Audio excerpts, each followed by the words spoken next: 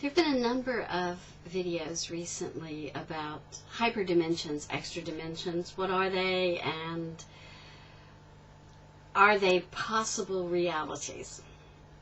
I find this pretty interesting, and I find it so interesting, in fact, that I've done quite a bit of research about it. If you don't know about this, or if you think you might be interested in it, I'm going to suggest a few things to look at. The first one I would suggest is to get a real grounding on what it means in a kind of rudimentary way, is to get Flatland. It's a classic book from the 1800s by an English vicar. And the whole premise of that book is, what would it be like to be a two-dimensional creature if a three-dimensional being impinged on your world? It makes some very interesting and even comic reading. So it's usually pretty easy to find. So see if you can find that and read it. Very, very funny, very interesting. But hyperdimensions really came into possibility, serious possibility, as physical things.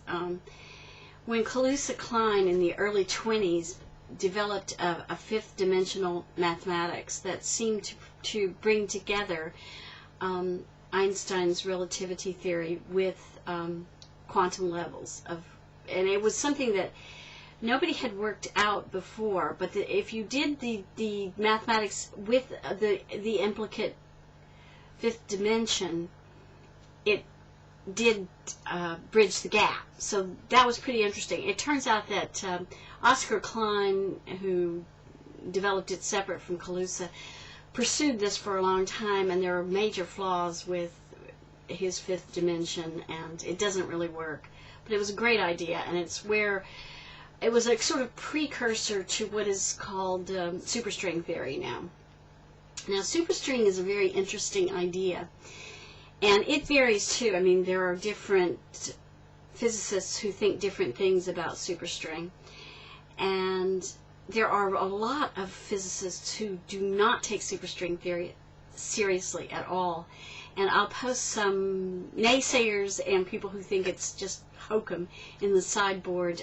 Lee Smolin is one, and there's a really good blog that is called Not Even Wrong, and a really good book by the same title. So if you want to see what the other side is saying, take a look at those. But the idea is this, that there are dimensions up to 11 in addition to the 4 that we live in. The 4 that we live in are the 3 spatial dimensions plus time, also known as space-time. So that is the general gist of this. Also in the sideboard, you're going to find a very exciting article from Scientific American last year. Some research at Fermilab. They think they might have found particles from another dimension.